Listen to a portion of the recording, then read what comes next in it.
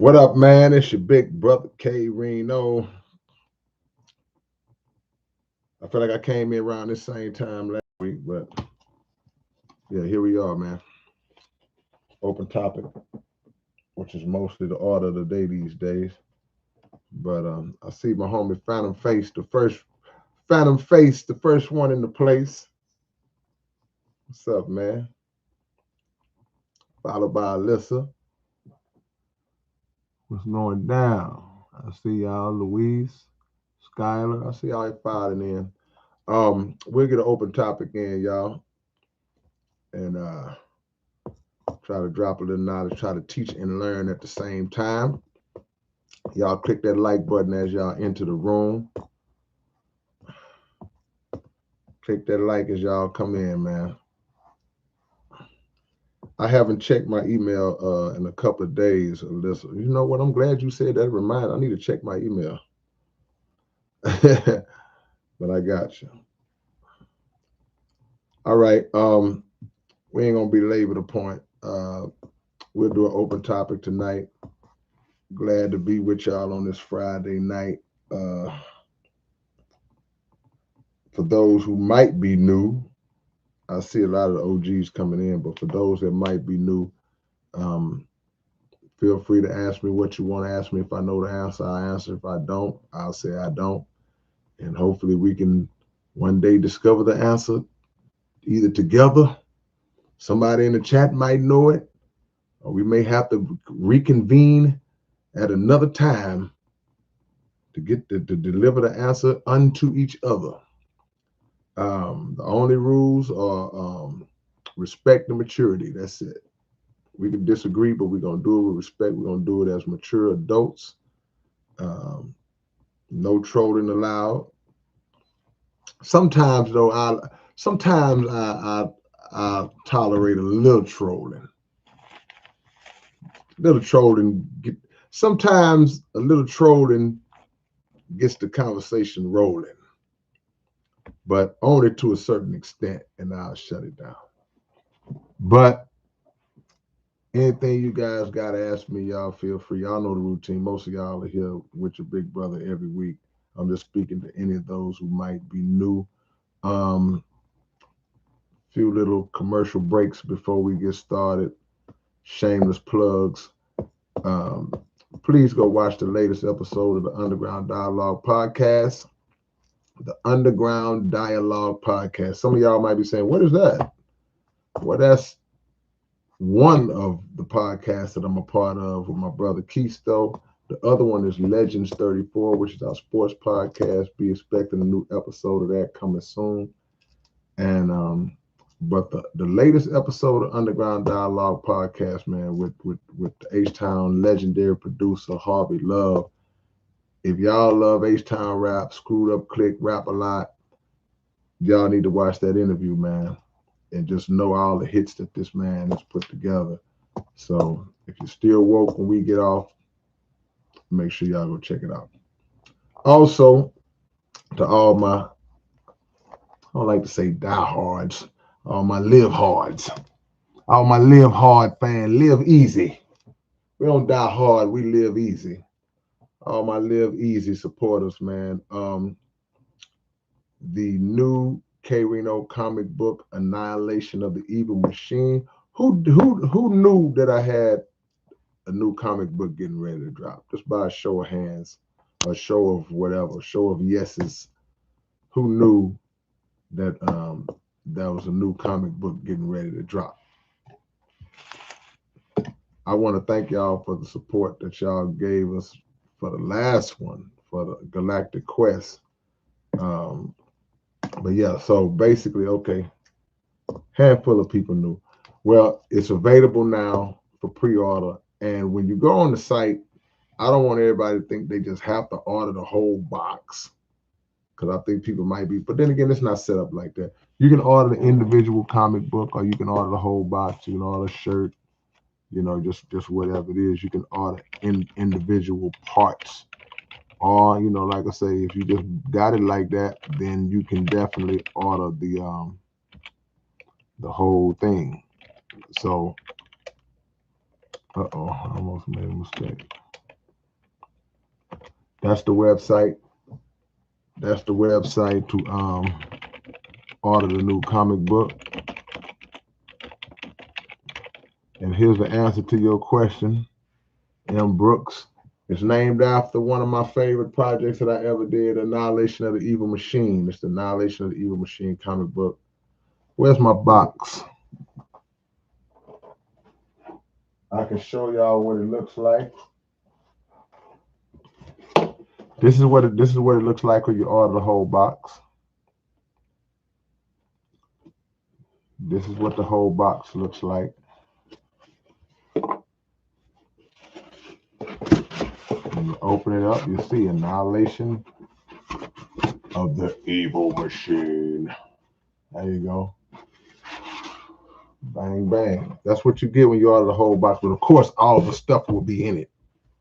You know, but this is what you get. So that's the website for those who want to support the comic book. All right. New album. I'm getting all the little commercial breaks out the way before we go in, and I'll do it again towards the end. Or if we get some more people to come in. Yeah, but new album update. We getting close, y'all. We getting close. It's coming along pretty good. The new album is called The Industry, spelled like that, spelled like the industry. And yeah, there we go. So let's get it on, man. What's on y'all mind tonight?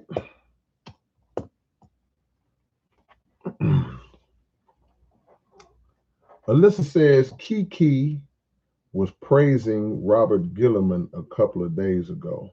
Said he wouldn't have made it without him. I'm like, yo, he stole from everybody. Well, you know, let me say this. Let me offer a balance. Because everybody that came out of Houston pretty much went through Southwest Wholesale, which was the one-stop company that distributed all of the rap records that became classics out here in the city of Houston. I don't care if it was Screwed Up Click. I don't care if it was Street Military, South Park Coalition, Swisher House, Big Time Records, Dope House. Everybody went through Southwest Wholesale. Everybody. Okay, now with that being said, we give Robert Gilliman a lot of credit. Just being realistic, we give Robert Gilliman a lot of credit because through those avenues, through that door, which was Southwest Wholesale, we were able, and my hand's ashy.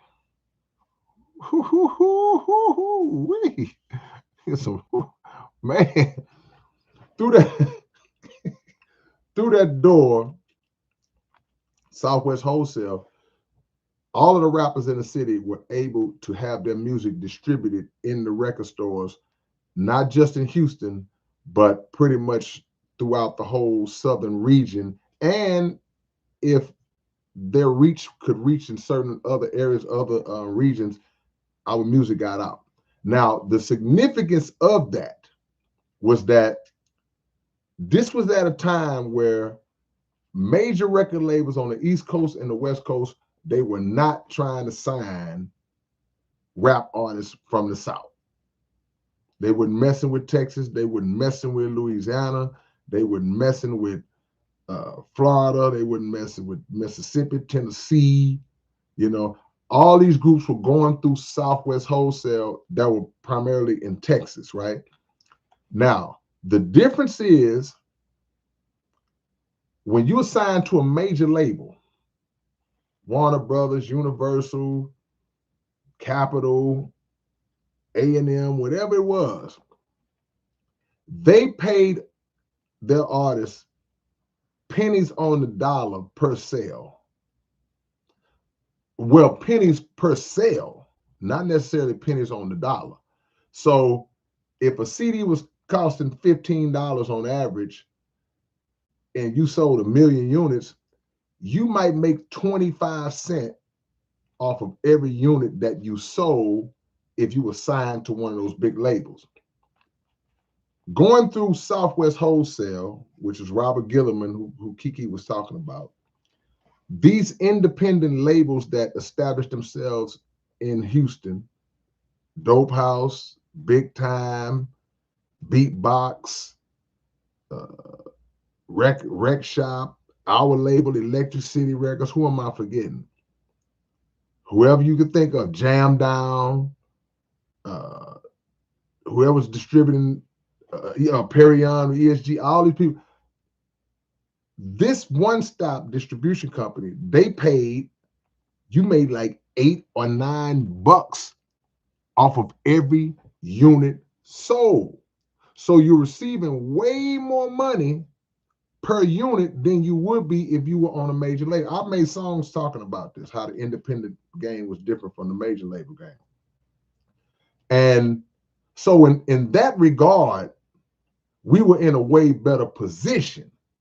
Now, the conversation can be had, and it has been had, that maybe we didn't get as much as we should have got, or we felt like we should have got, because I don't care who went through Southwest, there was always going to be some rumblings like, man, this check ain't right.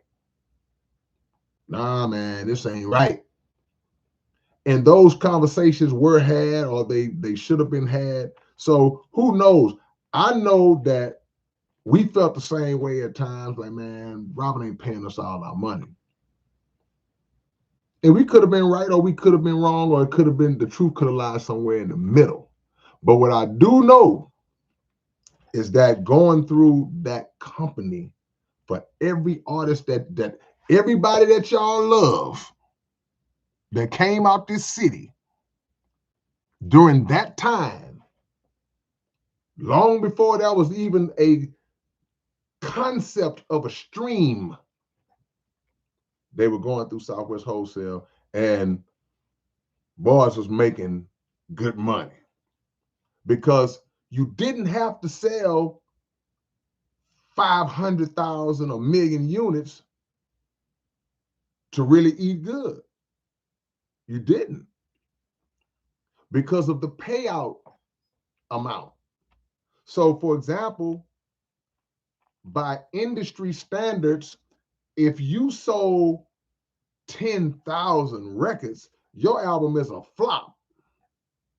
If you sold 20,000 records on Universal, on Warner Brothers, your album is a flop. You have flopped.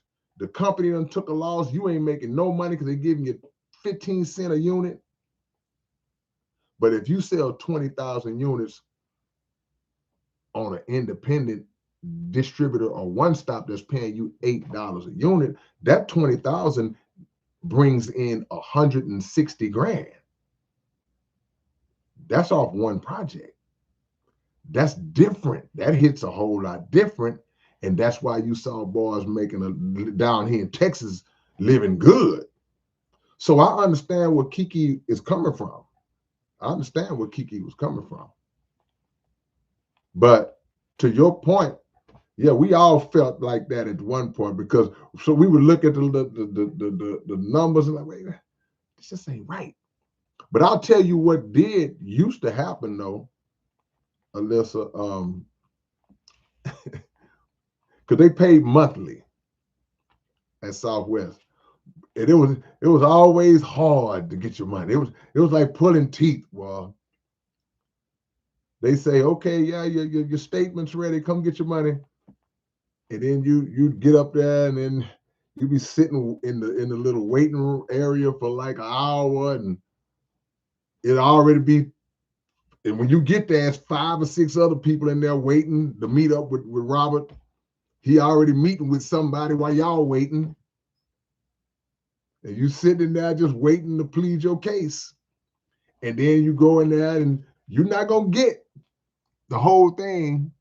You may have a number in your mind with, man, he owes us about it. And he might give you, he going to give you something like, man, this ain't, well, come back in 2 weeks. He was wiggling, he was doing his thing, but the truth of the matter is because y'all know me. Y'all know me. I'll go in on establishment when it's warranted. But the truth of the matter is, yeah, Kiki is right. Kiki sold so many records through Southwest Wholesale, man.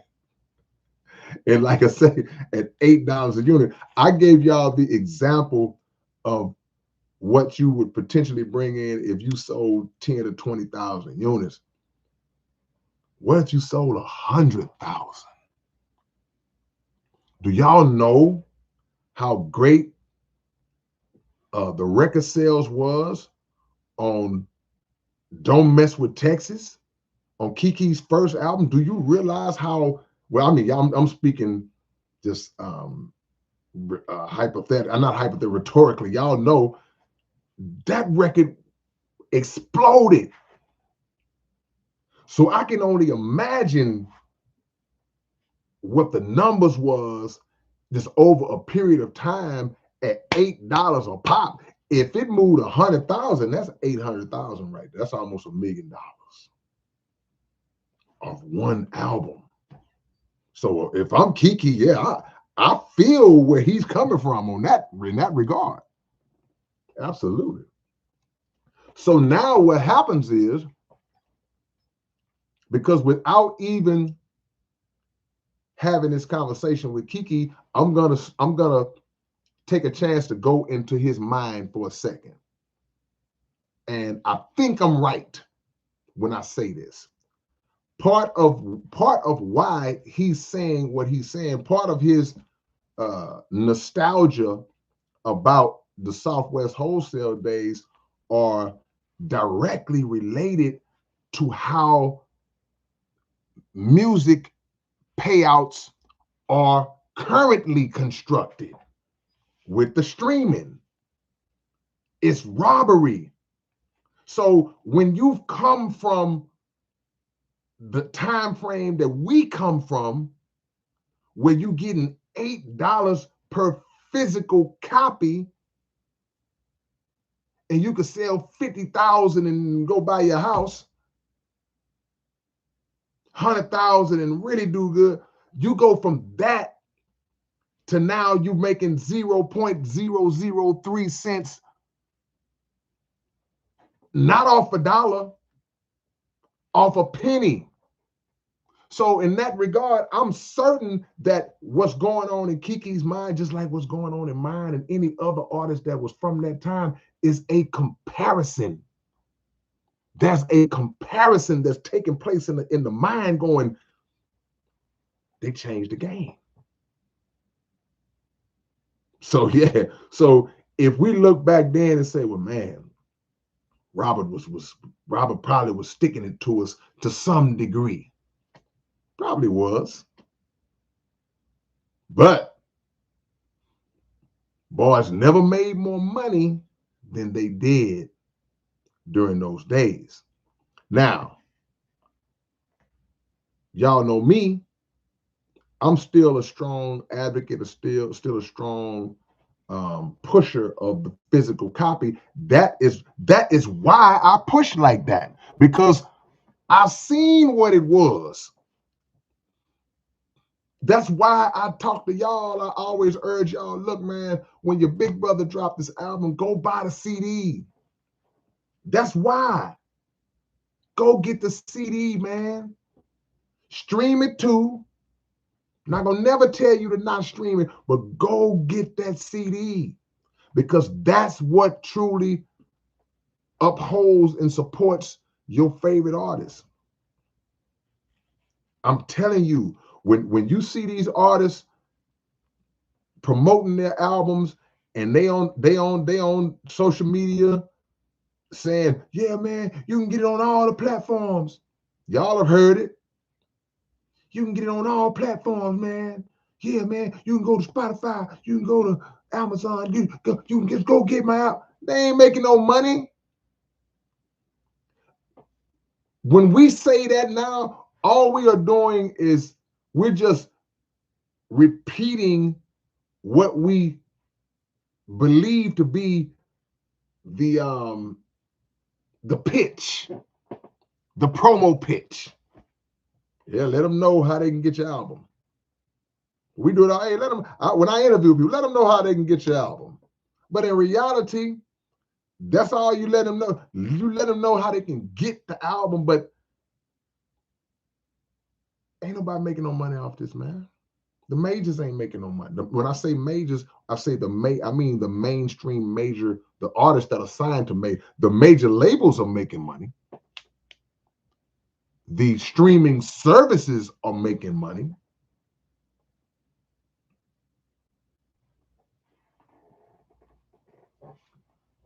Man, my bad. Y'all know I'm passionate about that topic. Dark Miss, I appreciate the donation, man. Appreciate the super chat. Thank you so much for the love. Dark Miss said I was designed to carry 8 mics at a time and drop an octopus rhyme. I appreciate that, man. Glad you like that line. And see, that's the thing. Listen, I don't know. We don't know. See, we've heard all those. You say he sold copies all over Europe and we don't know. You could be absolutely right. We don't know. We don't know. But one thing about this music industry, in any industry, I'm so glad my album is. I'm gonna touch on all that.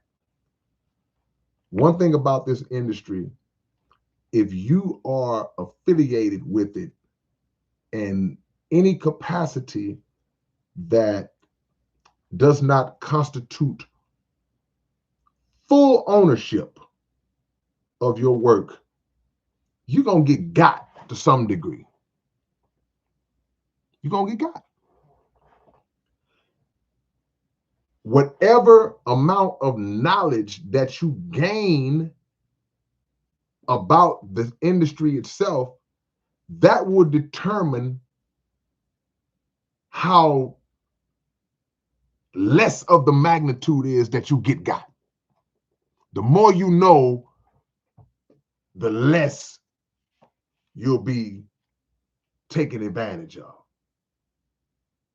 Sometimes for some artists, that knowledge comes a little too late.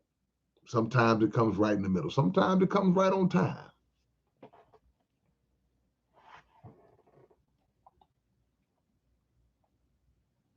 All right. Mike says, is he the one used to DJ on radio in Shreveport? No. That's not Harvey Love. Harvey Love is straight out of H-Town. Third Ward, Haim Clark. Was signed to Rap A Lot Records with Big Mello back in the early 90s. Moved on to the Waltz Nest. Has produced for Big Pokey, Screwed Up Click. Everybody in the city got a Harvey Love beat at some point. Yeah. All praises are due to the Most High, Dog Miss. Marty Marr, I see you up in this thing like a Timmy Chan chicken wing. I see Connie up in here. I see Erica up in here. Erica says Annihilation, the Evil Machine. Love that album. Appreciate that, Erica. Y'all go get the comic book, man. Y'all go support, man.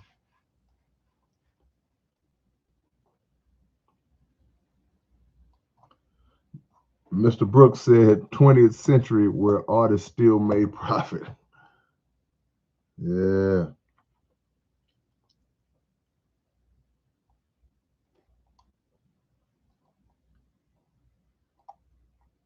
Trying to catch up because I ran my mouth a lot. White Cups, I see you. What's up? Said Beaumont tapping in. Mike Pena says been jamming that Hold On a lot. Man, you went back, when did that, about 10, 12 years? Michael Butte, Beaumont repping tonight.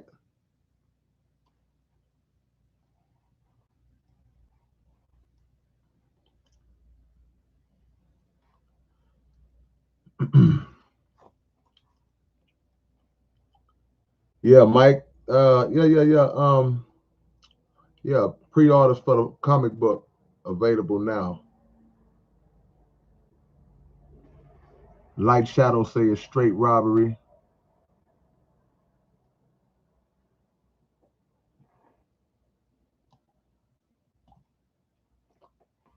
Peace and love says, I don't mean to be disrespectful in any manner, my brothers. Manifested treacherous messages that push you to the edge of this, subjected you to breathlessness with two handcuffed necklaces. Who said that? I'll be reading back some of my stuff y'all be putting on. I'm like, man, okay.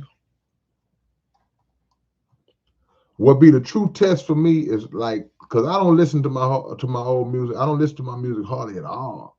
So when I read these lines, sometimes what makes me judge them, what determines how I judge them, is based around when y'all hit me with lines like that I don't hear every day, and I go, oh yeah, that's dope. Like I put myself like it's new. Okay, if somebody else said it, would I be like, ooh, yeah. Fly Crippen said, closest modern thing we have to slave labor next to prison. What you said, the music industry? I would say, nah, I would say next to prison would just be the 9 to 5 job itself, just a regular job, even though, you got to work to eat, you got to work to live, you got to work to take care of your family. But the way that the system is set up is robbery and it's slavery. It puts you in position to never, ever excel financially, to never get ahead. You're barely scraping by at all times, primarily throughout the course of your life. You're just barely scraping by. And it's designed like that.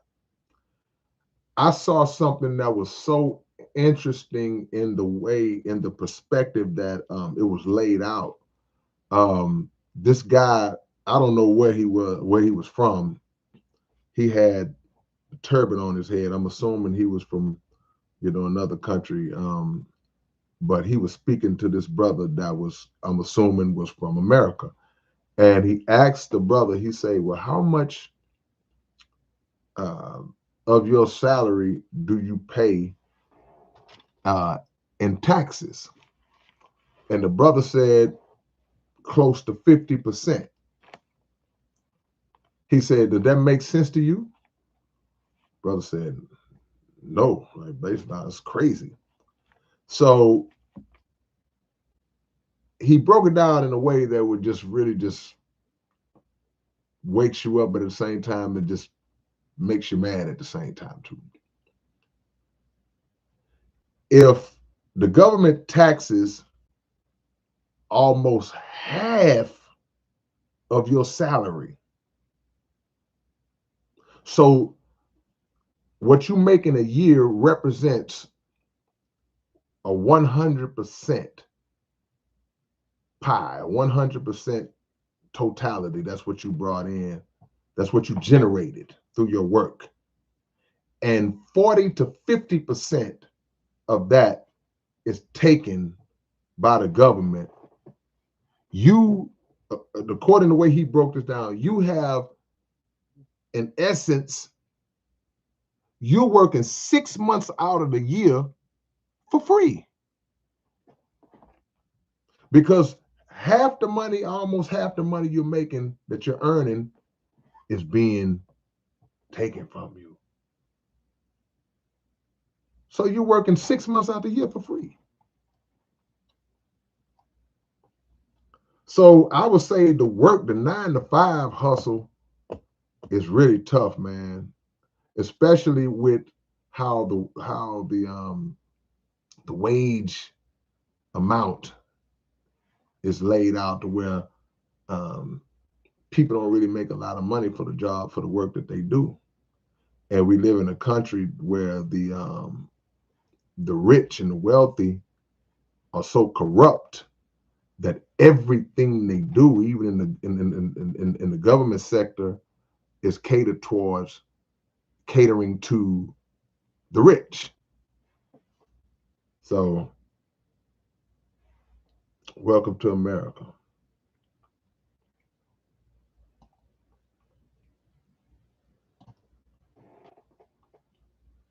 D. Lee, what's going on? I see you.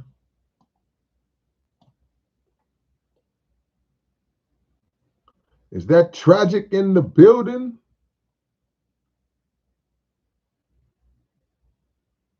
Tragic is in the building. I just saw you. Okay, all right. I said I just saw you, then I lost you. Brendan King, what's going down? Demetrius, what's going down? This is an open topic, man. So y'all tell me what's on your mind. I see Joey in Chicago, man. Chicago repping like Beaumont, the silencer. Mike says artists should get percentage of advertising deals.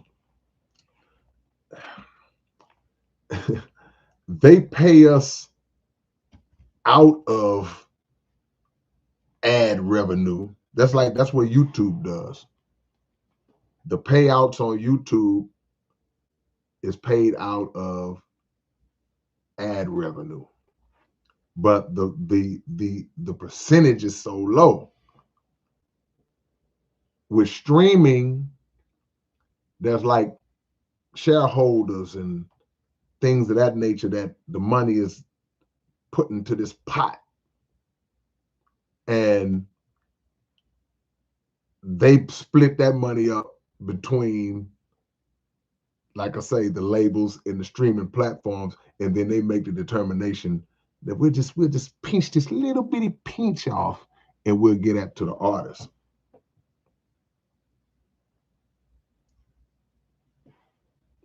Oh, and also, they get subscribers that pay a monthly fee every month.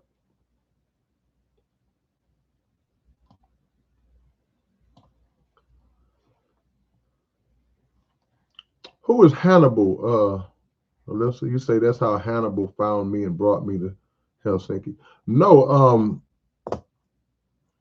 I was brought to Helsinki by my homie Euro. Euro brought me to Helsinki twice. I forgot the name of their label. Was it Third Rail Productions or something like that? Shout out to my homie Euro, man.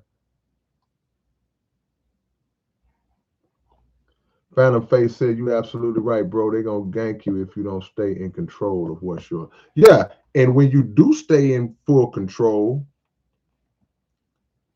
they box you out like Dennis Rodman. See, this game is so corrupt. They like, if you're not gonna give us a piece of you, or let us take the lion's share, we're gonna make it to where we suppress your visibility and your existence so hard that, okay, yeah, you can do all this whole independent stuff all you want, but you ain't gonna get much traction. You ain't gonna get much action. See? But you gotta stay strong, man. You gotta remain steadfast. You gotta be strong on your square, and not allow them to just take your stuff, man, because there's too much ownership of our art by people who are not even artistic. Yeah. What's up, Wreck? I see you.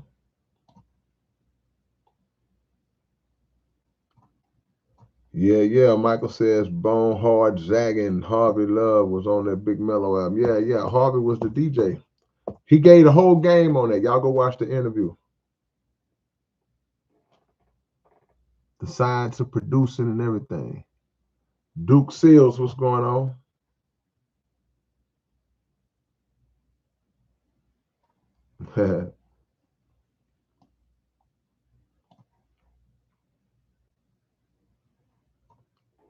Brendan King says J.O.B. just over broke. Yeah, man, that's how it's set up. And it ain't just America. That's really around the world. America is probably the best example, but it's people suffering through that everywhere. Everywhere there's government, man. There's some governments that really operate fair, because even in that same clip I was watching where the guy was talking about when you pay half your salary in taxes, you basically working half of a month. You basically working half a year for free. Um, he spoke about how you pay all that money in taxes, but you still got to pay for your health care. You still got to pay for um, you still got to pay taxes on your home. The income tax has nothing to do with taxes that you pay on your home if you own your home. There's still other expenses that are incorporated into the society that the people have to pay that are separate from all of that income tax that you pay. So they just, yeah. Grady, baby, I see you.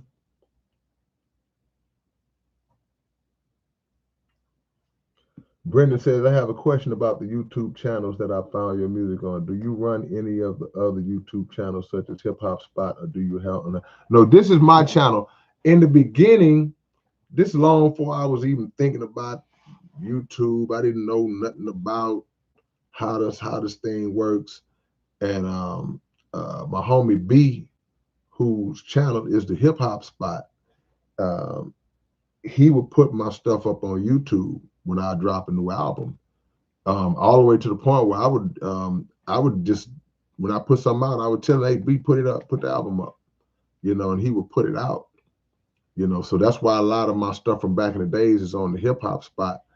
And I never told him to take it down, but when I started my own channel, I was like, okay, I'm just gonna put my own stuff up. But Hip Hop Spot helped me out a lot because, like you said, people like yourself and a lot of other people discovered my music and found me through his channel.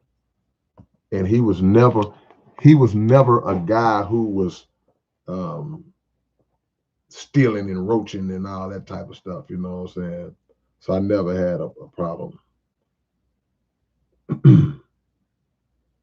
Yeah. Hannibal is a guy I did a feature with. He was from Finland, but he wasn't the promoter that brought me out there.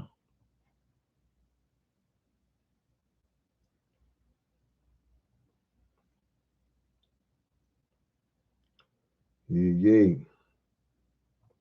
Mike says that's how the rich stay rich. Yep. Feed off of the working class. Absolutely. It's systemic. If we think this thing is just an accident, or this just how it is, you got some people that are rich and some people. Nah, man, these people lied, stole, killed, cheated, scammed to elevate uh, financially, and they not giving that up. They gonna fight to the end for that, to hold that spot. What's up, Dragon? I see you. The rap tip of the week. I need to bring those back,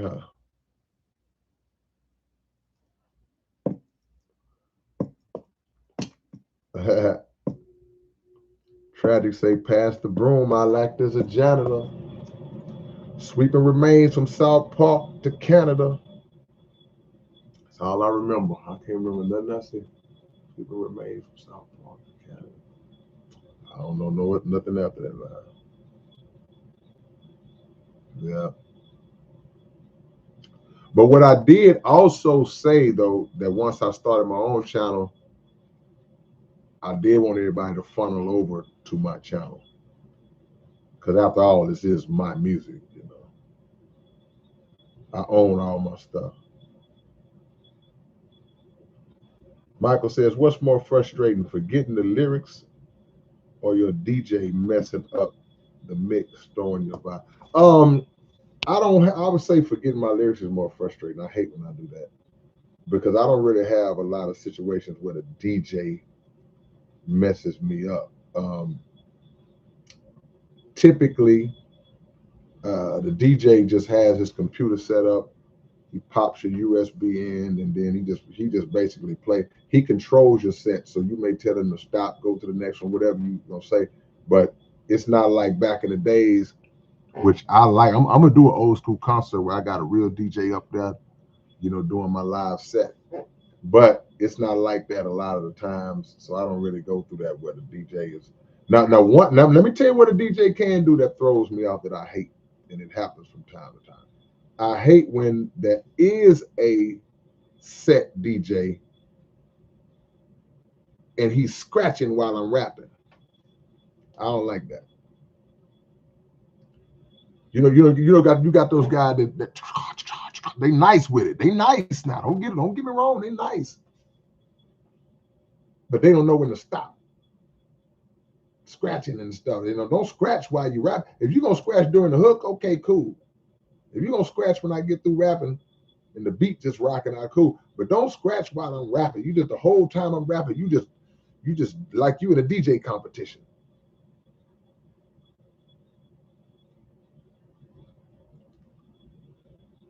Xavier, hip hop conspiracies. What's going on? Say, am I still coming to ATX this weekend? Not this weekend. Next weekend, the 13th. I'm glad you mentioned that.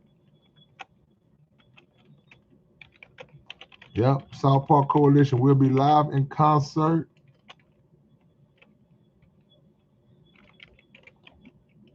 Saturday,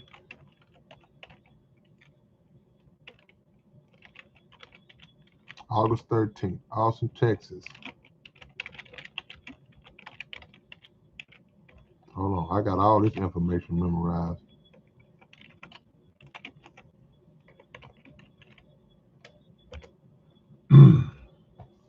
Next Saturday, December 13th, we'll be in Austin, Texas. Y'all come see me if you're in the Austin area. South Park Coalition, Klondike Cat, Point Blank, K-Rino, Mr. Cap. We'll be in the building, man. We want to see y'all there, man. We want to see y'all. We want to pack the house out. Next Saturday. So not this Saturday. Who asked me that question? Xavier, not this Saturday. Next Saturday, the 13th. Joseph says it's like throwing 1 cent into a pond to get a ripple of effect. That's what they're created because they run the platforms. They quadruple, and the artist, it's their own work and not the design. Yeah, absolutely. They figured that out. They figured out how to monopolize and control the whole pie. How greedy do you have to be? That's why I made that video the other day. How greedy do you have to be to want everything? See, we generate $20 million and I want to keep the whole 20. I don't want to give you nothing. What kind of mindset do you have to have? Let's just say any videos for the new album. Yeah, we're gonna have some stuff. Nothing right now in because it's still so early, we're still working on it, but yeah, we're gonna do some visuals. We're gonna do visuals for old stuff. We're gonna go back and do some visuals to some old stuff.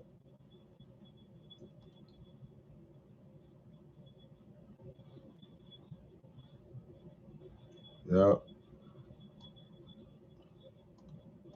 Rucker, you been through that before?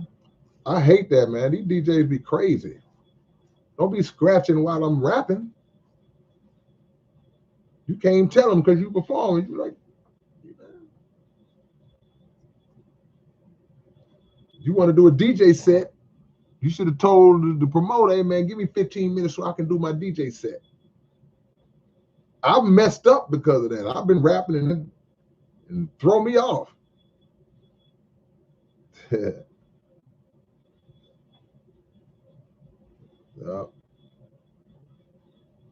EDJ, what's going down? Lucas says your music is on God level. Little G. all the time. Your beat selection is awesome. Hey, man, thank you for the beat selection compliment. I appreciate that. Tragic, you heard that?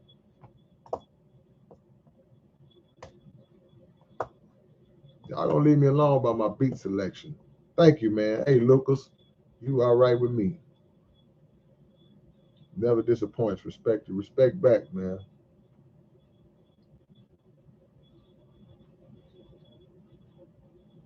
Yep, yep. I don't typically do third verses on shows, because you're doing a show, you're doing different songs. Some songs I do all three verses, but it's very rare. Yeah. James Johnson says a greedy mindset. Elon Musk set to be the first trillionaire. Let that sink in. Yeah.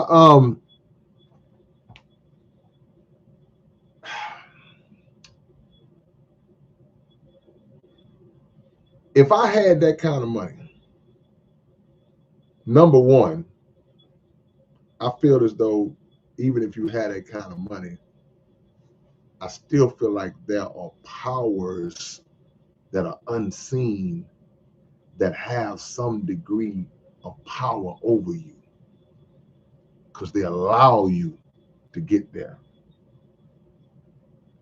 But it wouldn't stop me because my thought process, they would have to try to stop me because my thought process would be, I'm just gonna be randomly just putting people on their feet. Hey man, here's 250,000, bro. Who are you? Don't worry about who I am. Oh man, hey, here's $1 million, man. Hey, y'all do you? Here's $500,000. Hey, do your thing, baby girl. Go on. You ain't got to struggle like that. Blah blah.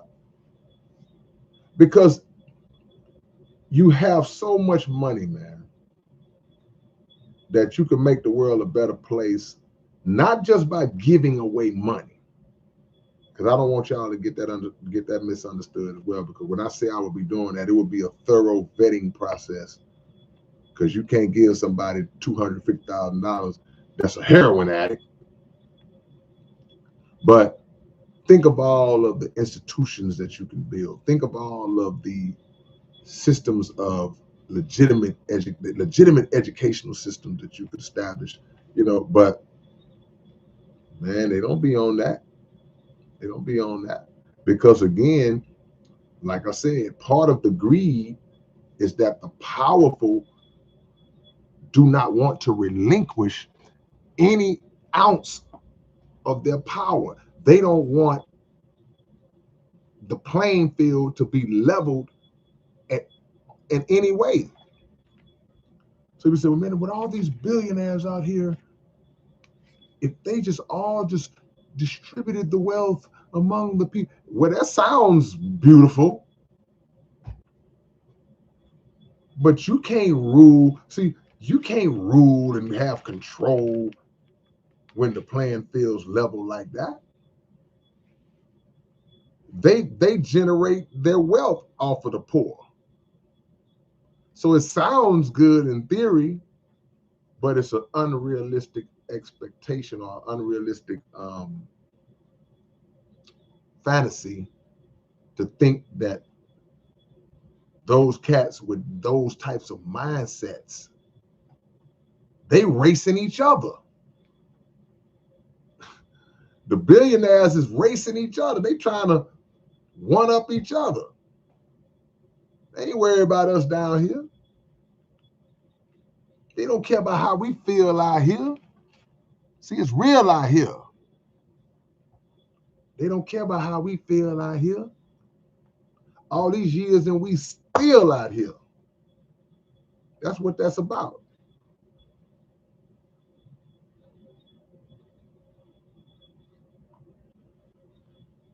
Yeah. Open topic, y'all. Fly Cripper said beats for listeners. Michael said, I seen a video where Biggie was cussing out his DJ because he was scratching and messing up songs. Yeah, I don't know how that happened because if that's his personal DJ, he was supposed to know better. Well, the times it happened to me, it wasn't my DJ, it was just somebody that was DJing the set. And it caught me off guard. It ain't like we rehearsed it. But yeah, you can't do that. See, back in the days, I'm an old school cat. I'm from way, way back. Back in the days when the concerts would come to town, the rapper would have the show and the DJ was back there behind the rapper running the set. But the rappers would always give the DJ a time frame during the show to showcase their skills. Houdini would let Grandmaster D go off. Run DMC would let Jay do his thing. LL would let Cut Create and Bobcat. Fresh Prince had Jazzy Jeff. Everybody would always give the DJ that moment during the show where they scratching with the elbow and taking their shoe off and scratching with their chin and all that. That was part of their set. The DJ don't have to be all overbearing and going overlapping into the songs unless he had a part in the song in a break or a hook where he got down. But it really, it doesn't sound good when a DJ scratches while a rapper is rapping. Yeah, very annoying. Jason Brody says, yo, Brother K, I'm currently immortalizing your name in the landscape here in Adelaide. We'll send you a picture when I'm done with it. Oh, man, I appreciate that, man. Yeah, please send me that picture. You got my email? That's my email. Shoot that to me whenever you're done. Brendan says, being a billionaire has a different type of shackle, but it's still a shackle. Yeah, like I said, I would imagine, and I just know even a billionaire, we know the black billionaire ain't got no powers. But I feel like even the white billionaires are under some kind of unseen control. We've seen black billionaires get smacked back into submission. Or even if they didn't get smacked in submission, we saw them get smacked. But I ain't talking about the little 2 or 3 billion that the black billionaire might be worth. Cool, that's a lot of money now. But okay, yeah, okay, Oprah, you got you about 3 or 4 billion. I don't know what Oprah's net worth is now. She might have went up. You're worth 3, 4, 5 billion, Oprah. Okay, cool. But watch your mouth. See, them little 2, 3 billions, and I would say little. That's crazy to hear me say 2 billion is small. I'm speaking in scale on scale. 2 billion. I'm Michael Jordan worth 5 billion. Somebody pull up Michael Jordan's net worth for me real quick. And Oprah. I need Jordan and Oprah. We've done this probably before. This conversation's come up. Give me Jordan and Oprah's net worth. Real quick.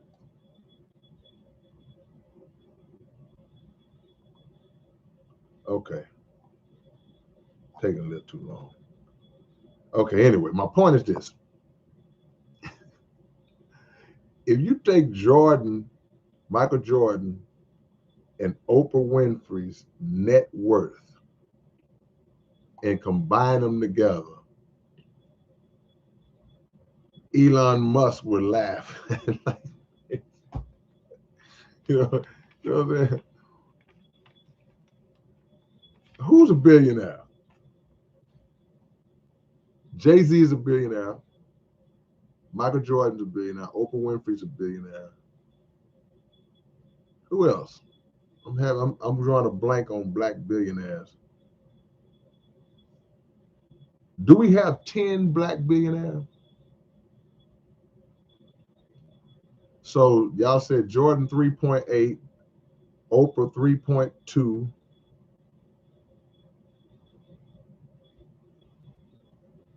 Dr. Dre. So Michael Jordan, Oprah Winfrey. What's Dr. Dre? Okay, Michael, yeah, I just saw it. What's Dr. Dre?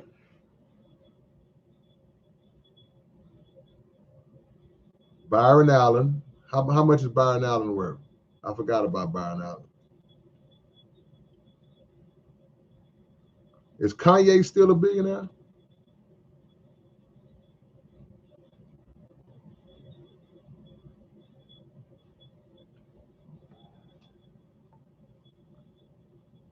Sean says Robert F. Smith out of Denver, Colorado. My point is, if you take the top 5 black billionaires, their total would probably be under 10 billion. The top five's total combined might be under 10 billion, or maybe a little over. And you got one dude that's worth, give me Elon. Somebody shoot Elon to me.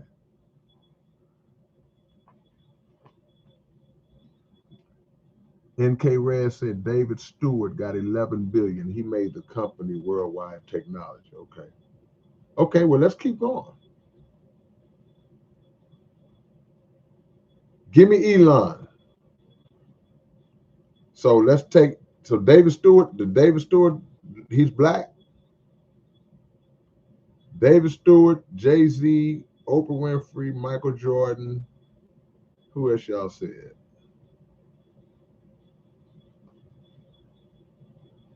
We barely sitting on LeBron. Okay. I'm ready says 350 to 500 billion and possibly. Well, yeah, we know he's going for the 1 trillion. Last I saw Elon, it was over 300 billion. So the point of the matter is they playing with a different basketball than we play. they they dancing to a different type of song than we dancing to. Because our billionaires combined don't even equal up.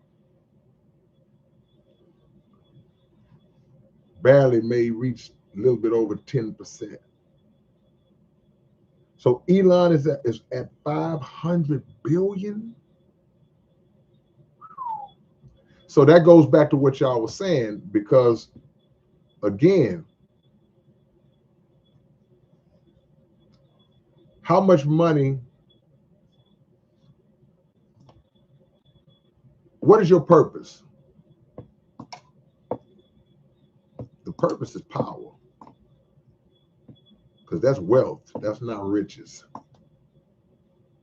The purpose is power. You would have to have the stupidest offspring to ever exist for 5 generations to run through that money.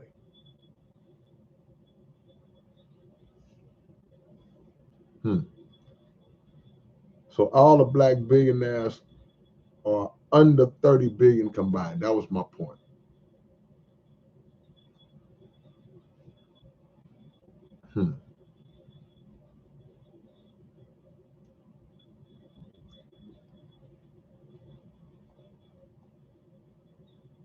And guess what? The black billionaires, it just looked good on paper, because they don't have no power. I mean, they do if they understood that they did, but like I said earlier, they are that high up financially because they were allowed to get that high up by the real powers. That's why you don't see a lot of them really, really getting down for us. like we would think they would. Now, I would never say that they don't do nothing, because I'm sure that you could probably pull up. Well, this one gave this, he donated that, he did this, he did that, he paid for this. I'm sure there's a lot of great things that I'm sure they've given a whole lot more than I've ever been able to give. But there's a saying that says, to whom much is given, much is required. So I just feel like at some point you got to buck master and say, man, forget this. I know y'all told me not to. I'm finna get down. I'm finna get down for my people, man. I'm finna get down. But that's my own little fantasy world.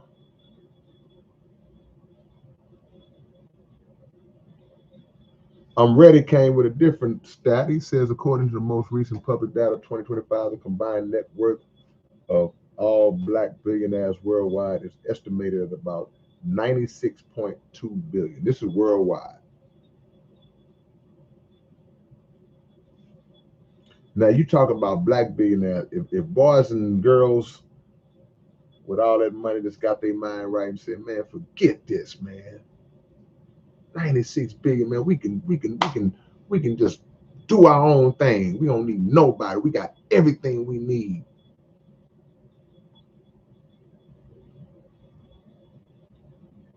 Hmm.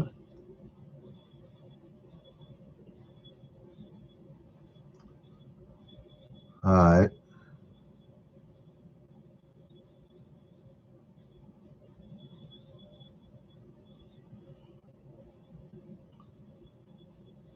EDJ says, would you ever go on a debate on one of these podcasts over a topic you're for or against 100? Um,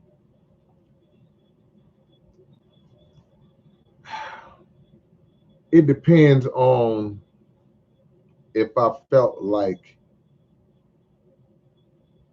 me doing that would make us better, would make a difference for the better. I wouldn't do it just to be on there doing it, arguing, debating with nobody. I wouldn't get on there arguing and acting a fool. No way. That's not my thing. And it doesn't look good for us or on us. And it doesn't benefit the people who are watching. But I mean, I would defend the truth and defend what I know and what I believe I know in any setting if put in that position. But I'm not a debater. I'm not somebody who just does that. But if I'm put in that position, I'll defend what I know. And if that turns into a debate, then I guess that's just what it is.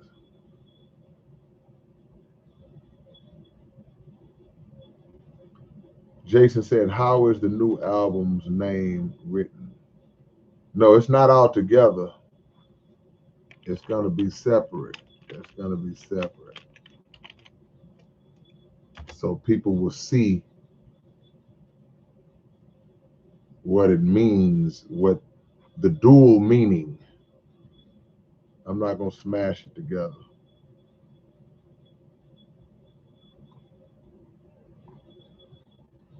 Yeah. Dragon says money, wealth is more like shackles. True wealth is knowledge and love and good health.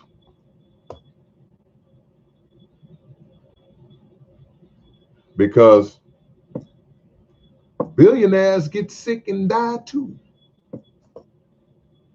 Billionaires contract ailments and physical sicknesses and conditions that their billions are unable to heal them from. Happens all the time. So the wealth is in the health. And some of the same poor and oppressed people that the billionaire look down on, they still living happy.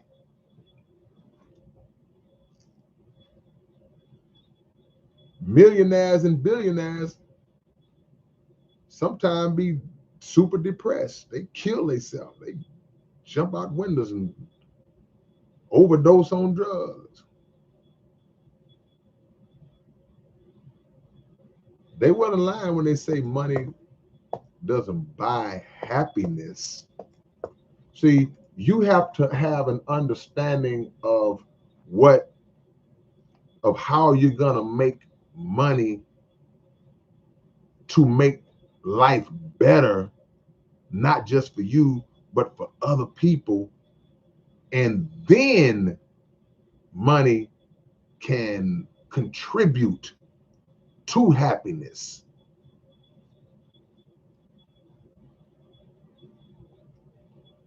Now, you can be broke and be down on your luck and your mind, like, man.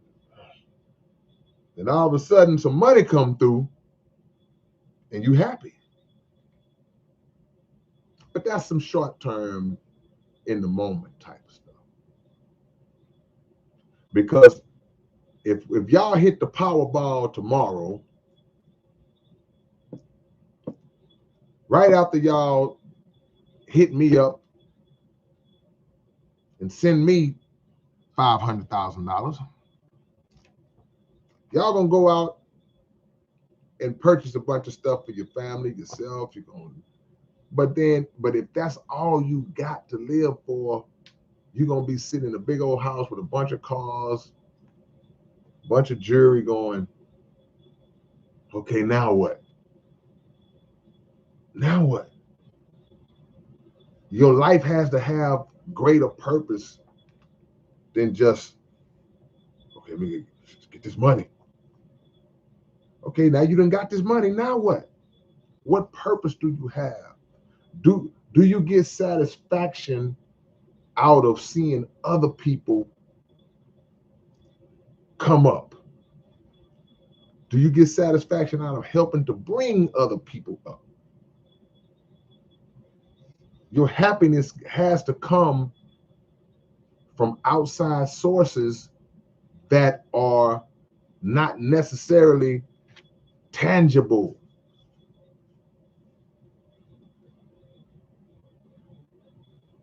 Man, I got all this money, and man, this lady about to lose her house.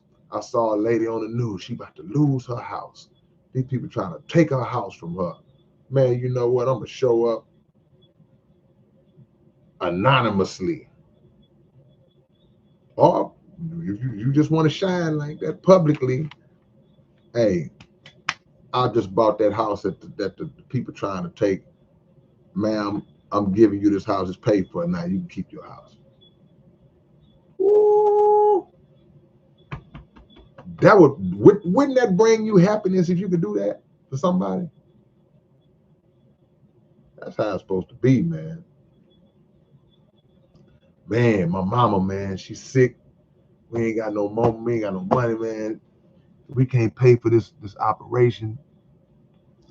I might lose my mama, man. Operation, $45,000. Okay. I'm worth 200 million. Hey, man, contact them people. Pay that hospital and help that lady get what she needs. That's what you're supposed to do when you got all that money. Hey, look, man, we finna buy up this land and we finna create some affordable housing. I mean, really, truly affordable housing. People that can really, really use some affordable housing. we're going to put a big old patch of field. We're going to get another patch of land that's right next to it. We're going to create a garden where we grow food, and we're going to have it where the community can get the food. And see, that's the type of stuff, man.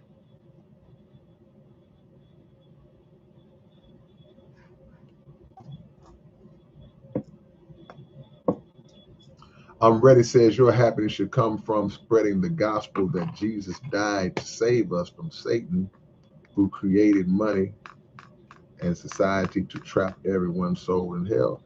Yeah, but there's also a statement that I'll see on bumper stickers that said, what would Jesus do? So we have to be found doing the work of Jesus as well. We can spread the word. We should. I totally agree. But we got to be doing the work of Christ as well. See, the body of Christ. If you are part of the body of Christ, what does a body do? The body carries out the works. So if I work in the warehouse, my body, I have to walk over there and pick this box up, set it on top of this thing. I had to get in this forklift. I got to drive. The body does the work. So we are the body. We are expected to be out there getting down in the trenches, doing what Christ would do if he was here. See? What did he say? When they were asking him, they say, when you were hungry, did we not feed you? When you were this, did we not this? Did we not that?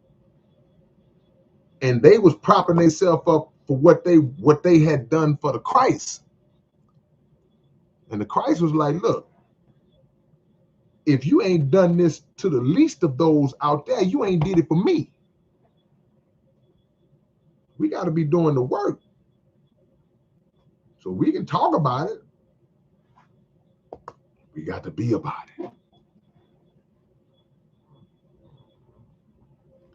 Blaster 9MM, what's going on, Christian? I see you. Said just listen to Gone Away from the Maven, and it hit home. Why'd it hit home, man? You all right? You good?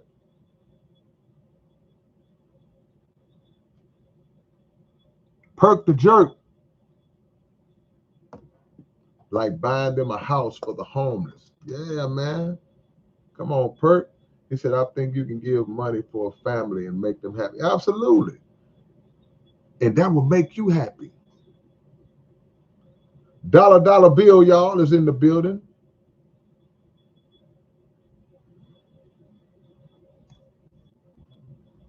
NK Red says, if you got $1 trillion, but you dying, you're broke.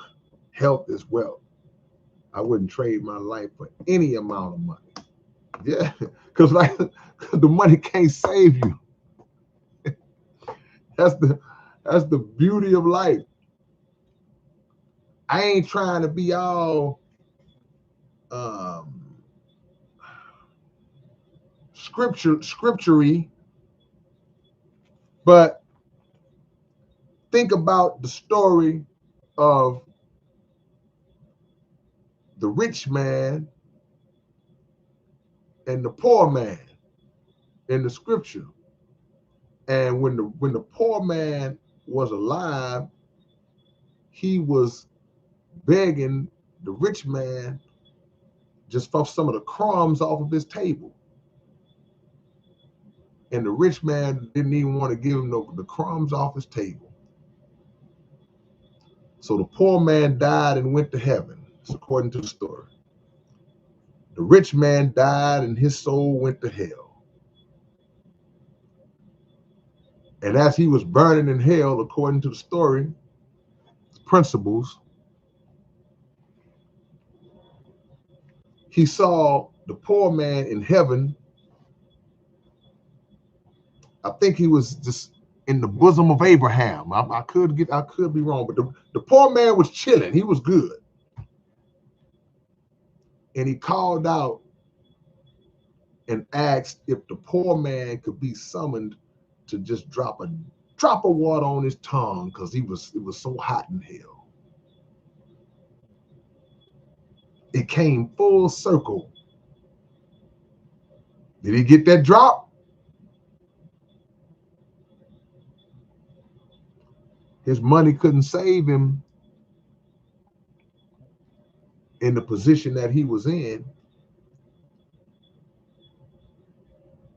And he thought about how he acted when he was alive and how he treated poor people when he had his bread, when he was on top. And he learned his lesson, but he learned it too late because this is what he said. He said, well, if you can't bless my game, I'm speaking it in hood terms. If you can't give me that drop of water, he say, at least send somebody or to go warn my brothers that's still alive so that they won't have to go through what he was going through. It's so easy to be nice to people, man. It's so easy to do something kind for people. It's not hard. Don't get so caught up in your own hustle and bustle of life that you just think you too good, too busy, don't want to be bothered. Man, I ain't got time. Don't think like that when you reach that point where you can't help somebody. It's a big mistake to become that. Don't ever become that kind of person. Yeah, we all be in a rush. We all got stuff we got to do, man. But make time sometimes, even when you ain't got time. Because when you make time, even when you ain't got time, that time may one day grant you some extra time for the time you sacrificed.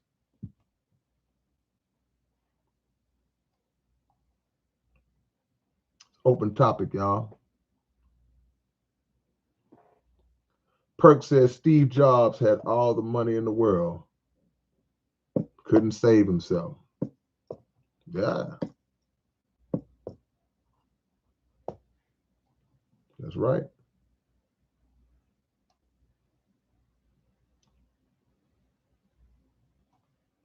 EDJ says the reason I asked about you debating on a podcast is because I seen that dude, my son, get on one with the saint in the center.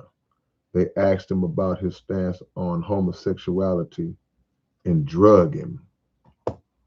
I didn't see that. I saw the thumbnail to that, but I didn't watch it. Um, what was his stance on it? I'll go watch it. I just want a sneak preview. I just want a little spoiler alert. Why did they drag him? What happened? Why did they drag him? What did he say that opened up the floodgates?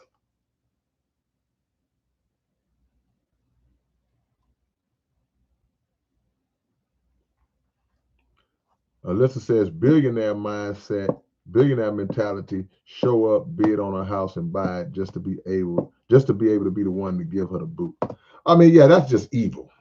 That's just evil. You know, that's crazy. People do it though.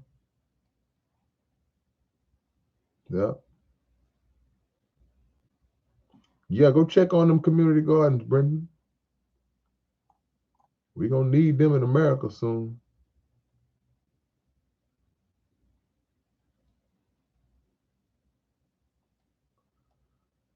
Okay, where am I at? Where am I at?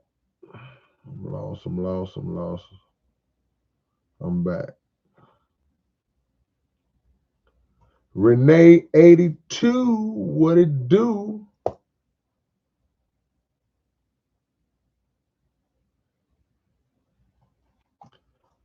Ready says, I agree with that. I believe in doing the work. I guess the question is, what is the work?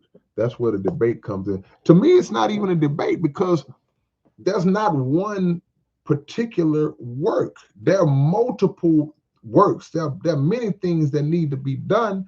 It's about fulfilling the need that's in front of you or fulfilling the need that fits your skill set.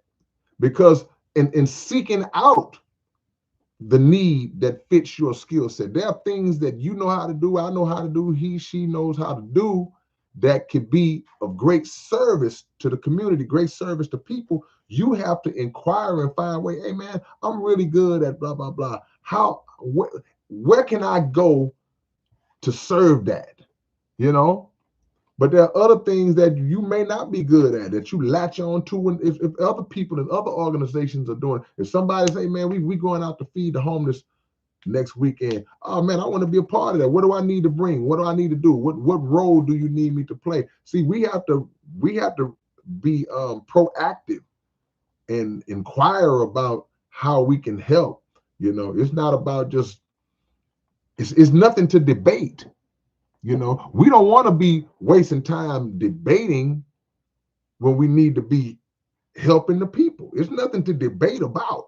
It's like, hey, look, whatever the need is, let's fill it. Let's work towards filling it. Let's get the people in place to fill it. What can you do? Oh, you're good at that? Hey, okay, well, you take care of it. Or I'll handle this part. Because the people, if we sitting there debating, the people in need on the sideline, like, hey, y'all through? We got to get it done. Weedor 76 says, render to Caesar the things that are Caesar's, and to God the things that are God. Matthew 22 and 21. Kelvin Beasley says, quoting Timothy 6 and 9, but those who desire to be rich fall into temptation and the snare, and into money, and into many foolish and harmful lusts which drown men in destruction and perdition. We were having a conversation last night, and where we were talking about character. And basically saying that it's not the thing that is the problem. It's the character of the thing. It's the character of the person who possesses the thing that determines if the thing will be used for good or for bad. So what's an example of that? Money is an example of that. Some people will come into a lot of money and they finna go buy a whole bunch of dope and get high. They finna go buy a bunch of prostitutes and get down. They finna go buy a bunch of material crap that's gonna have no value after they buy it and just blow through their money. They're gonna go on trips, gamble. It ain't the money's fault. It's the character of the person who had the money. Other people are gonna do what we just talked about. They're gonna go out and help people. They're gonna build schools. They're gonna feed the homeless. They're gonna do all the things we spoke about earlier with that same money. Picture it from this angle. Picture a social experiment where two people are chosen and to be given $1 million each. We don't know what those two people are going to do. But based on the social experiment, they say, okay, well, this person, he's a responsible person. Just we vetted him throughout his life. He's pretty responsible. We'll give him $1 million, and we'll give this other guy who's been a fool all his life, we're going to give him $1 million too. And we're going to see what happens. And the first thought might be, okay, well, the crazy dude, he's going to go out, he's going to, But you never know because we don't know the character. Giving the $1 million to the upstanding person who's been, that might unlock something in him that make him say, ooh, it may have been something in him all along that wanted to just break loose. And now he can. But then the other one might say, man, you know what, man? I done did enough crazy stuff. I'm going to do this with this. You never know who going to do what.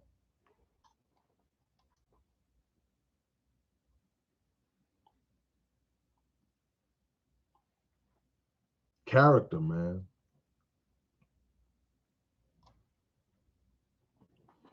Luis says, yes, but like NF said, you spend your whole life worried about what's in your wallet. For what? That money won't show up in your coffin. Yeah, and that's true. But the other side to that is that a lot of people who work to accumulate wealth, and like I said, they understand they're not just doing it for them. They don't have greed. They're doing it to set up a better life for their family after they in that coffin.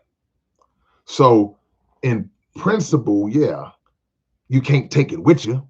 That's what they always, oh, you can't take it with you. And that's what makes foolish people spend it and try to blow it.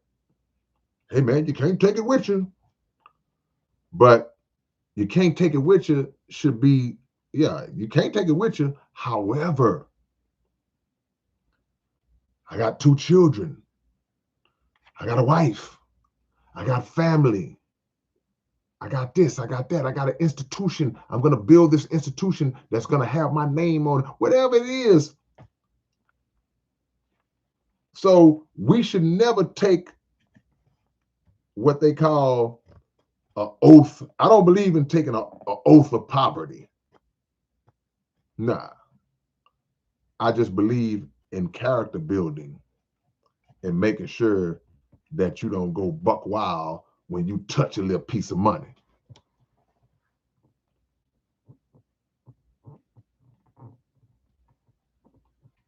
Shout out to my brother AC Chill. I see you, Sean.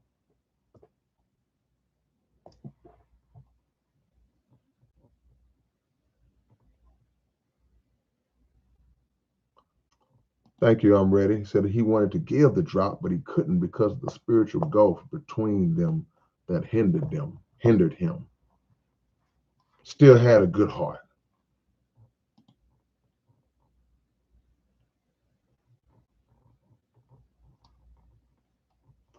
Alyssa said rainbow lovers are starting to refer to us normal people as breeders.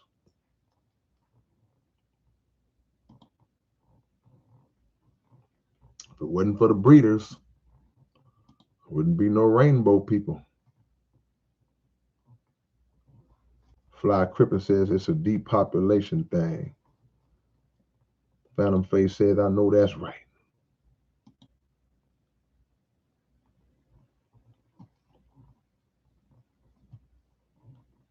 All right. Okay, let me catch up, man.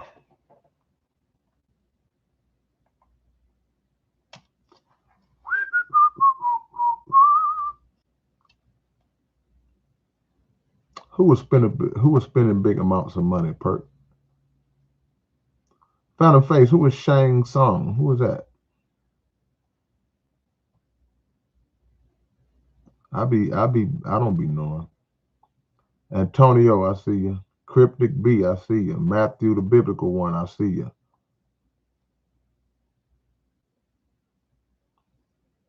Brendan says it's hard to feel for the homeless. I was homeless for about a month this year.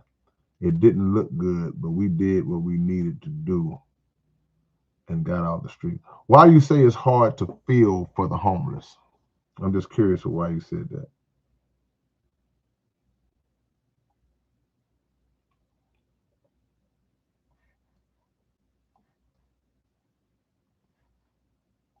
Learn how to fish and you will never fall to the control of your provider.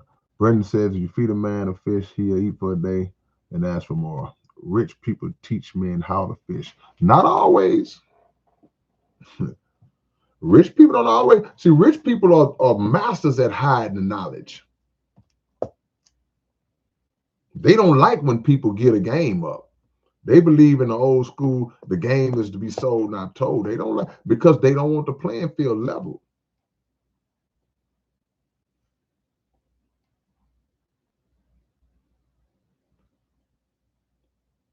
Yeah. Now they may teach you how to fish if it benefits them.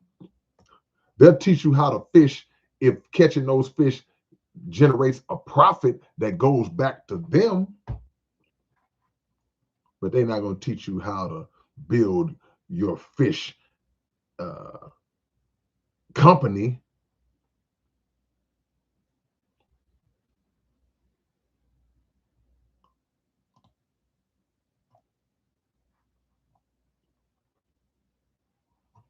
Phantom Face says we can't say what we do if we come across real money because most people are like 4 quarters. They all change for $1. And that's true. Character. The revealing of character comes through trials, uh, what we would call good or bad, considered good or bad, meaning that if you coasting along, you doing all right, things is cool, money all right, family okay, yeah. Then boom, here come a hardship. What kind of character you got? You gonna turn against your family now? You gonna start beating your kids and your wife and going off and losing your mind and crashing out? Gonna jump back in the street, start slanging these, I don't know what they slanging these days, but slanging whatever they slanging? Or are you gonna say, man, I gotta figure it out. Gotta do it the right way. Flip side, you're doing bad and then you get a blessing. Boom. Oh, like we said, all this money. What you gonna do? You know what? Let's figure out a plan to make this money work for us. Let's figure out how we can help people. Let's give some back in charity to my church folks. I'm gonna pay my tithes. Or are you gonna, whoo, I can finally ball out? Character. That's all it come down to.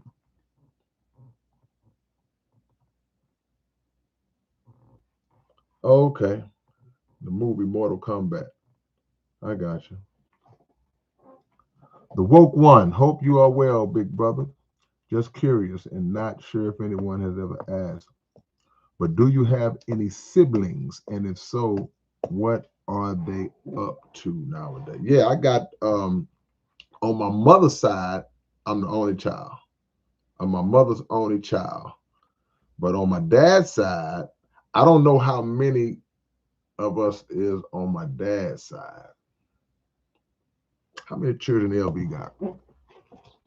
Let me try to count in my mind. See, me. Let's see, 1, 2,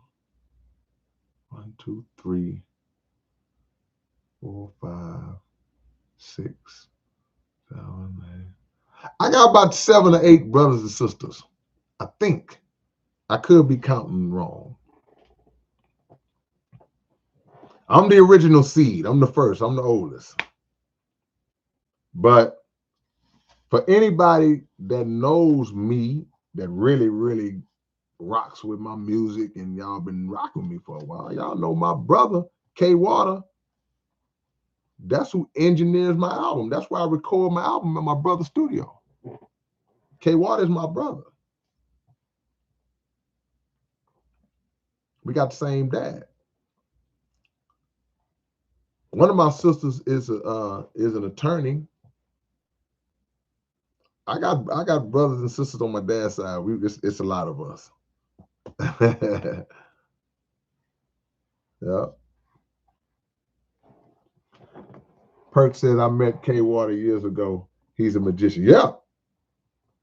He cold. K Water, he do magic tricks to mess your head up.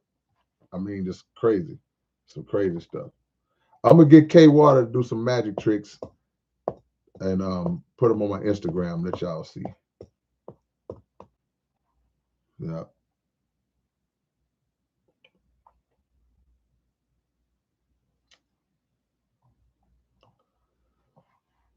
Okay. Phantom Face says he's my younger brother. That's right. Phantom Face. I'm Wizard Face.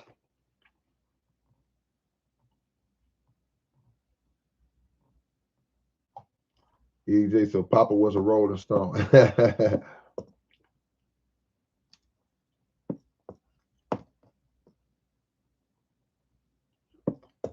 Say my last name, my slave name. Yeah, that's German. That's some German stuff, man. You know, I don't know my roots like that, but clearly some German people own my family. That side of my family. Yeah.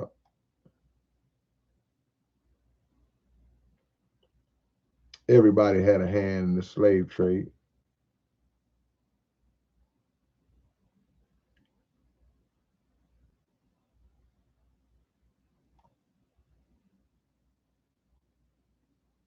Michael Escobar is in the building. Okay. Once again, to everybody that's in the chat,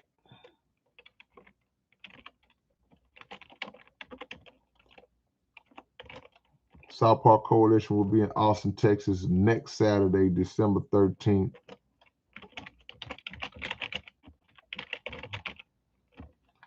Y'all make sure y'all come check us out.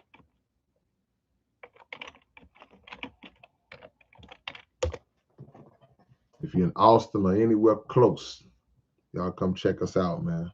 It's going to be a dope show. There's the information. For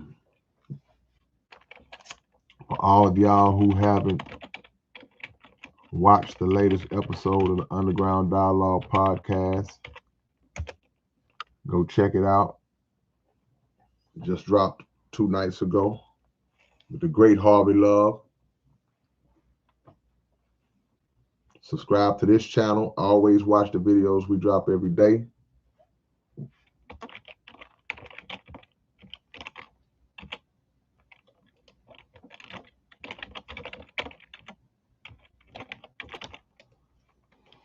And the new comic book, The Annihilation of the Evil Machine, is available for order right now. Y'all go order y'all book or y'all box with everything in it. This is what it looks like for those who just came in. For those of y'all who just came in, The Annihilation of the Evil Machine comic book, y'all can order it. I just put the website, martialartsproductions.space. That's where you can order The Annihilation of the Evil Machine comic book. You can get the whole box with all of the elements in it. You gotta have this, man. Gotta have it.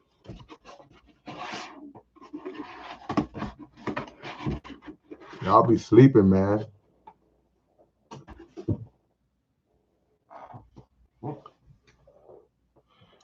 And the new album, The Industry, is on the way.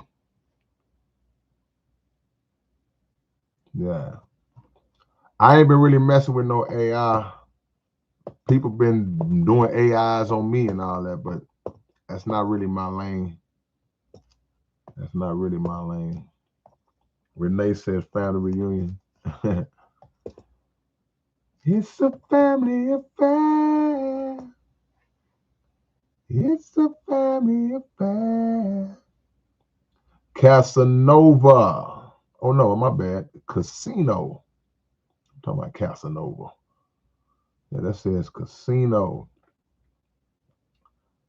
Said, yeah, I'm hyped. Such a blessing to have a chance to come out to the show. Also, you really got to check for the live. Man, that's what's up. Yeah, come on to the show, man. Make sure you shake my hand. Yeah. Lester already got his. Phantom Face said, hit that like if you haven't already. I only asked y'all to hit the like one time. That was early on. Yeah. Cryptic. Any features on the new album? Maybe some singers. I don't know. I might throw some rappers on there, man. So far, it's just me. I'm gonna need some singers though, so I got some people lined up. I'm gonna holler at to sing some of these hooks. I ain't gonna be singing these hooks. Messini Choice, what's going down? All right, man. Drop y'all location. Let me shout y'all out. Let me give y'all these shout outs, man. Drop your location so I can give you a celebration of your physical presentation. Lester's in Sholo. What's Sholo, Arizona? Where is that? That's an actual city? Sholo, Arizona? Where's it by? Matthew, the biblical one, is in St. Paul, Minnesota. The Mario Shavers, my bad. San Diego, California. Out there with Cognac. Luis Flores is in Southern Cali. Okay, Cali. The most censored DJ, Denver Harbor, H-Town. Read my emails. Renee is in Vegas.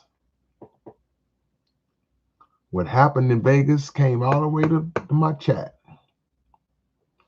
Perk the Jerk, Hallettsville, Texas. Home of the homie G.I. Lee. Phantom Face, Columbus, Ohio in the spot. EDJ says, K-Rino, has there been a time you have been depressed for a long period of time? Did it affect your... Nah, I can't say I ever been through nothing like that. I've never been depressed. You know, you go through stuff, you get down sometimes, but it don't last long for me. It's human nature, it's natural. You're gonna go, but I'm gonna shake mine off and okay, you know what? It's time to get to it. Yeah. So now I can't say that, but to anybody that has gone through that, that's to me, that's the best advice, man. And it sounds simple. And I just made a video the other day about don't tell people how you feel when you ain't been through it. But I do offer tips, like if somebody, what do you think I should do? Yeah, if you're going through something like that, man, find you something to do.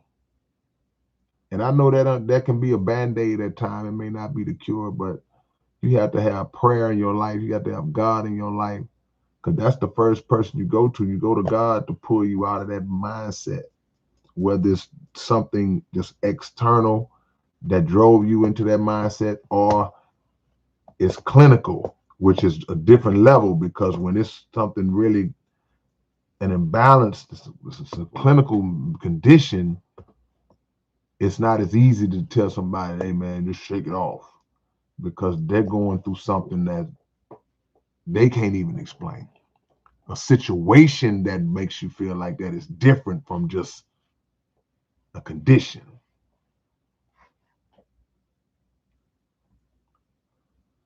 Casino is in Hillsboro, Texas. 3 hours from Phoenix. Oh, okay. How far from Tucson? Sean Edens. Denver up in this thing. All right. NK Rez. Man, Cali repping hard, y'all. I see you. Antonio is in Birmingham. B to the Ham, EDJ.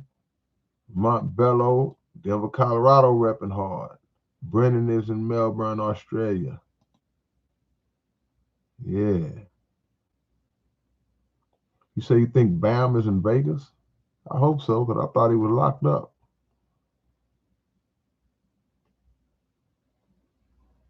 Messini Choice. Auckland, New Zealand. Yeah. Fly Crippen. Is that? I can't never say that right. Aotiero. UPP. My homie Marty is in South Park. SOUF Park. Brother Chris done slid up in here. You been here the whole time, Brother Chris? OKC, man. Are y'all gonna ever, is the Thunder ever gonna lose again? It's just got ridiculous, man. Man. Just hoping we might have had a chance this year, man. Ain't nobody beating OKC, man. They're gonna win the championship again. Ain't nobody beating them, man. Luis is in Antarctica, and you in Antarctica? You ain't in Antarctica, man. No, you're not. I ain't saying you can't be. Jason Brody, Hackham. That's West Adelaide. I think that's a typo. 190 miles from Tucson. Okay. I'm still going to Tombstone one day. Okay, original name for New Zealand. Gotcha. Kelvin Beasley, Atlanta, GA. Yeah. Brendan says, I love that you don't pretend to be depressed. Too many artists do. I mean, depression rap is a market. Nah, I don't pretend. Nah. Like I say, you can be down. You know, I may make songs about down moments of bad feeling down, but constant depression. Nah, I'm not gonna say I've been in that. Edie J says my Nuggets whooping OKC. Y'all had them last year before Aaron Gordon got hurt. I think y'all might have got them, but this year they on a different level this year. I don't think. Now y'all did get better. Denver did get better. Y'all added some pieces, and I was hoping that we could be that next team to challenge OKC or just really overtake them. But they better than they was last year, man. Ain't nobody beating them, man. I'm telling you, you're not gonna beat them 4 times, bro. Because they're gonna have the best record. Them dudes might win 70-some games this year. They shouldn't have lost the one game they lost. They should be like 23-0. But you got to beat them 4 times. You're not beating them 4 times, man. Their defense is too good. Their team is too deep. They got too many weapons. And if it come to a game 7, it's gonna be on their court. I don't see nobody beating them. Hope I'm wrong, but I'm sure I'm not. Yeah. Perk said, I remember growing up in South Park. They was rough on each other. Yep. Yeah, they'll make you cry if you ain't got it. That's right. I remember they had the Kmart on Van Fleet. Van Fleet and Martin Luther King. You sure right. Lewis and Coca, yep. You know, you from old school South Park. If you remember that Kmart on Martin Luther King and Van Fleet, yeah, you from the old school South Park. You from way, way back. So then,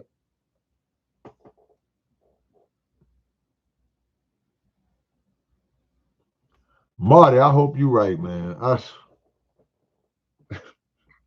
don't have no faith. The Rockets are good, bro. The Rockets are really good. I just don't think we don't have no point guard, man.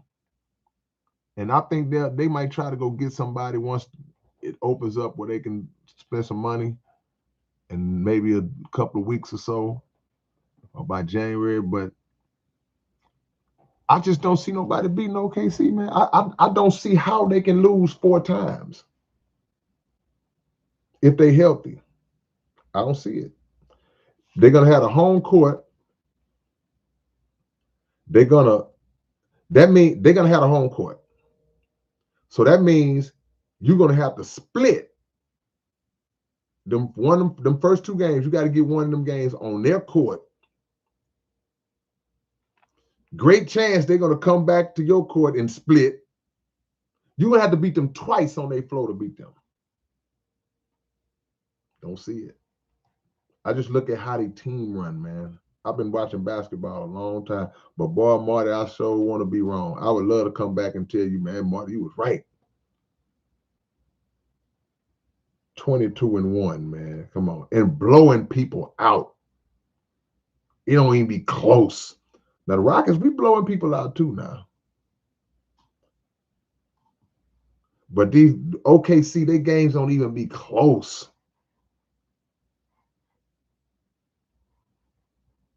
Spurs with Wemby healthy is tough, but they young. They still young. They really good. They coming. To me, they like the Rockets last year. They remind me of the Rockets last year. They gotta go through a few more steps. They'll probably make the playoffs and make a little noise, but they still young. They're not gonna break through. Antonio, I haven't seen the 50 Cent documentary. I might watch it tonight.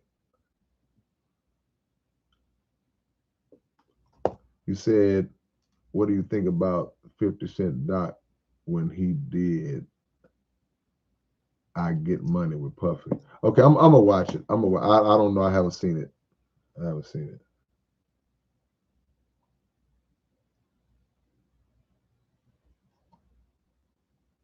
Yeah.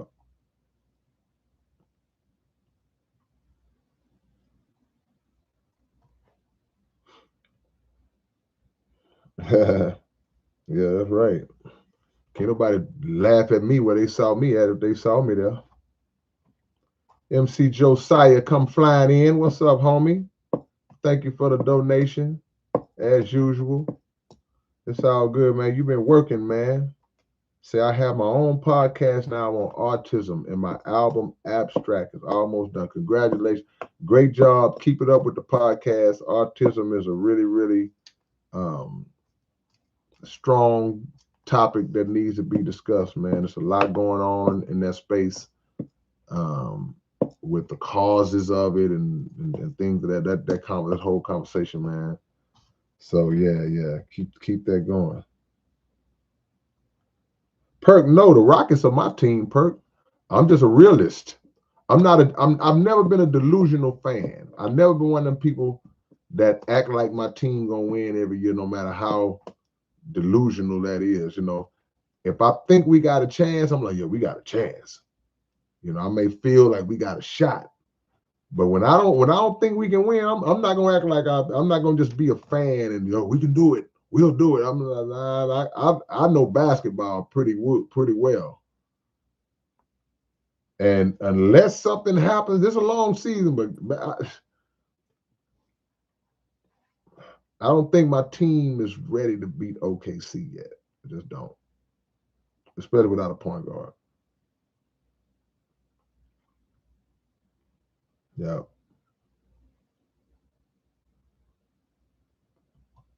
Perk says, okay, K-Rino, chill out. That's the OKC initials.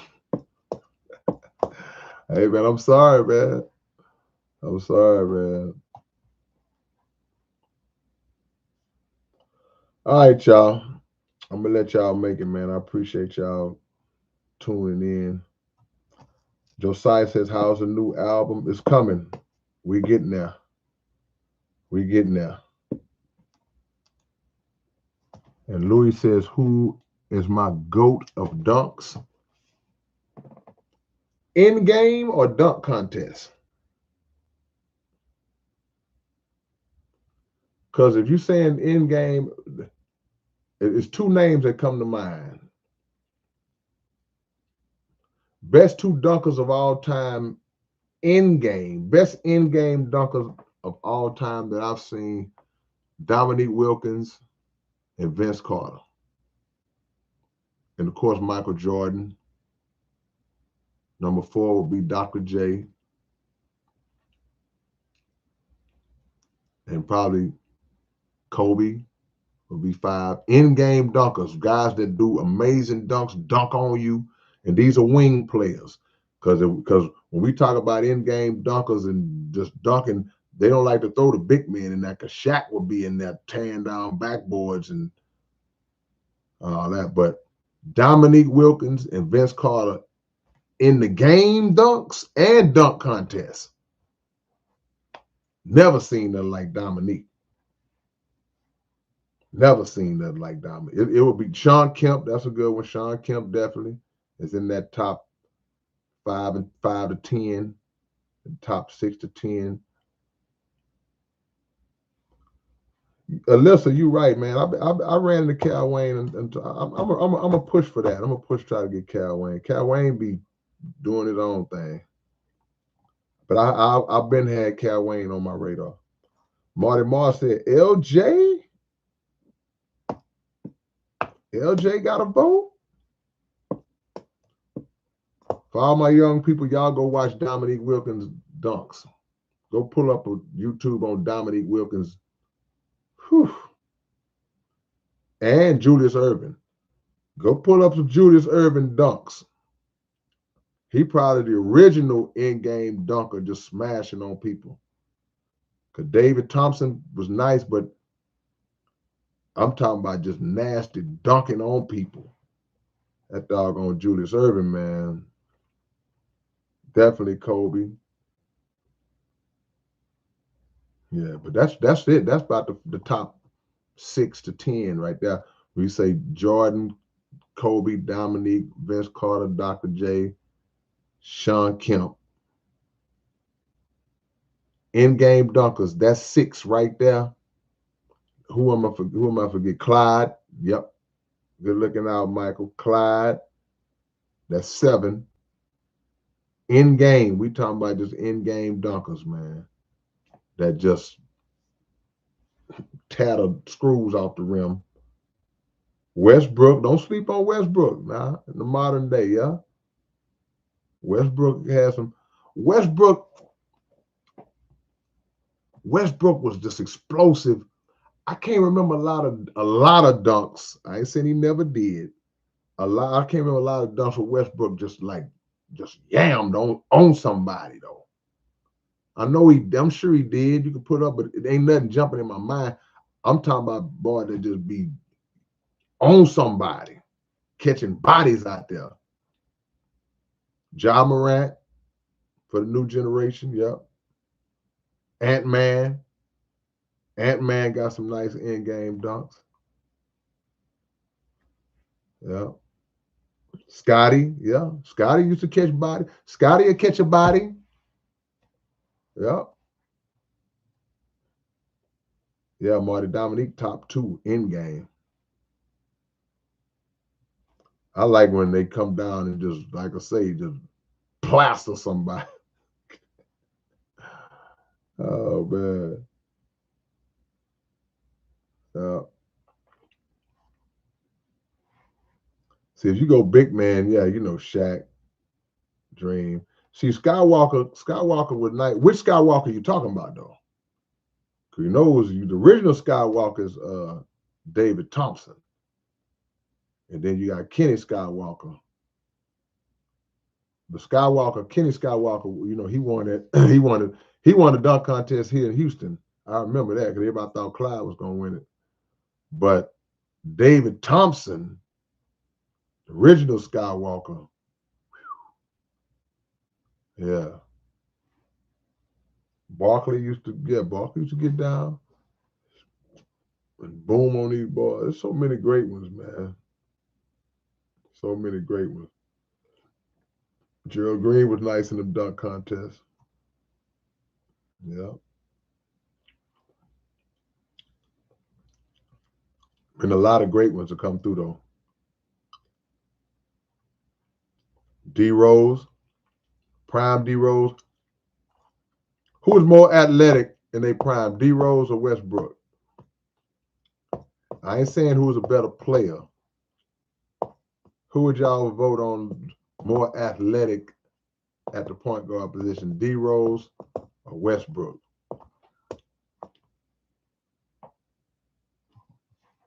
Hard to say. Yeah, I said Ant-Man.